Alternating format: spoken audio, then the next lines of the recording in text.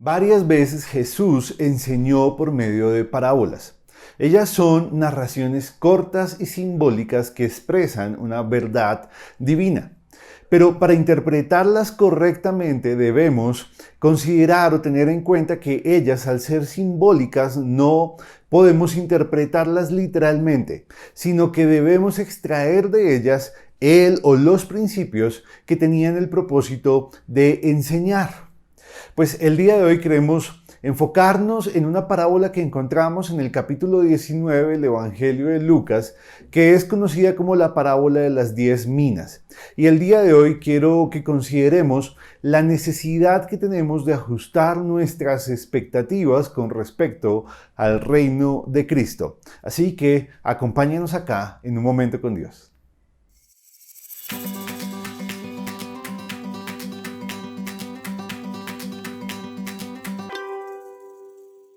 Los versículos 11 al 13 son la primera parte de la que se conoce como la parábola de las 10 minas.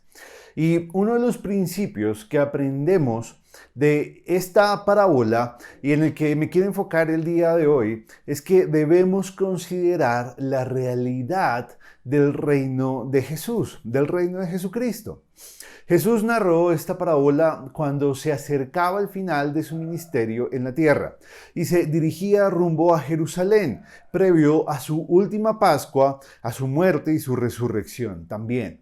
Ya habían pasado 3 años de su ministerio acá en la tierra y muchos daban testimonio de su poder, de su autoridad y de sus enseñanzas.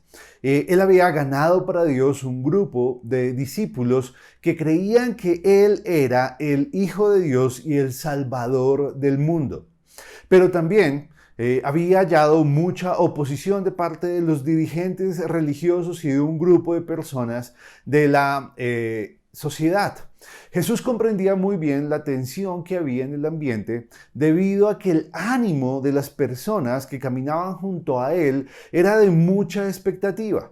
Ellos pensaban que el reino de Dios muy pronto se establecería y que estaban marchando con el rey. Estaban marchando con Jesús, quien sería el rey. Así que Jesús usa esta parábola para ajustar las expectativas de sus discípulos, haciéndoles entender que su reino no se establecería en la tierra en ese momento, sino que Él tenía que irse y luego volvería para establecerlo.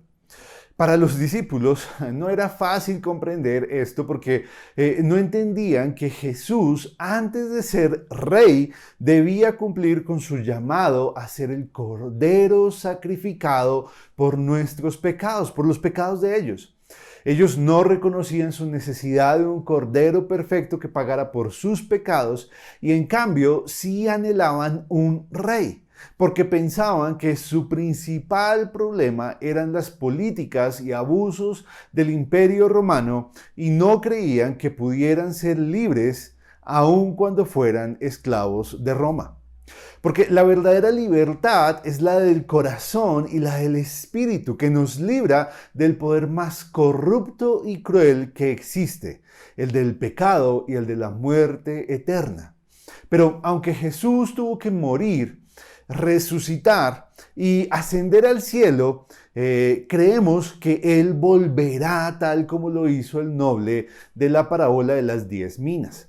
Por esto y mucho más comprendemos que la segunda venida de Jesucristo es una enseñanza sobresaliente de las Escrituras que casi todos los intérpretes conservadores de la Biblia reconocen unánimemente como un acontecimiento que está en el futuro, que está destinado a suceder más adelante, como indican todos los credos ortodoxos que han existido a través de la historia de la Iglesia.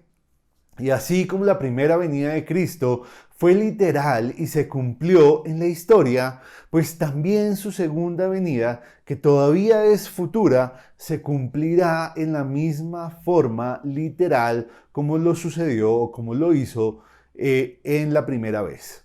Mientras esto sucede, mientras el regreso de Cristo sucede, como regresó aquel noble de la parábola, pues Él nos ha entregado unos recursos y dones que necesitamos usar para la gloria de Dios. Por eso esta parábola también se relaciona con la forma en la que debemos administrar todo lo que tenemos. Y es un llamado a usarlo para que Dios halle en todo lo que Él nos ha dado ganancia. Lo que debe motivarnos a hacer así, a trabajar en ello, es que gracias a la libertad que Cristo compró por nosotros en la cruz, ya no somos esclavos de los deseos pecaminosos del mundo, sino que podemos someternos por amor a aquel que nos compró con precio de sangre y nos dio el privilegio de ser sus siervos. Este es Jesús.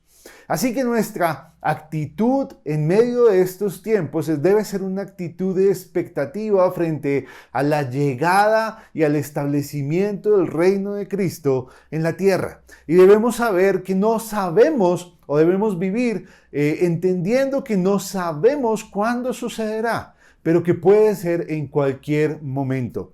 Y necesitamos estar aprovechando todos nuestros recursos, todo nuestro tiempo, todo lo que Él nos ha dado, para que la gente conozca quién es Dios, escuche las buenas nuevas del reino, se arrepientan y confiesen a Jesús como su Señor.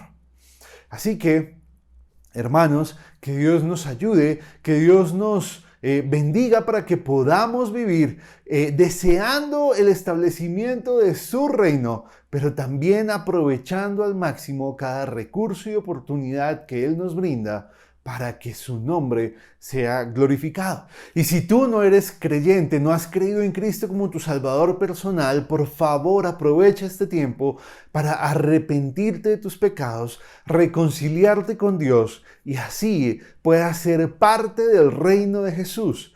Porque si no lo eres, si no eres un hijo de Dios para el momento en el que mueras o para el momento en el que Cristo venga a establecer su reino, lo más probable es que, o lo seguro, es que tendrás que enfrentar la muerte eterna y la perdición eterna.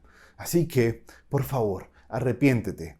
Gracias por acompañarnos acá en Un Momento con Dios. Hasta luego.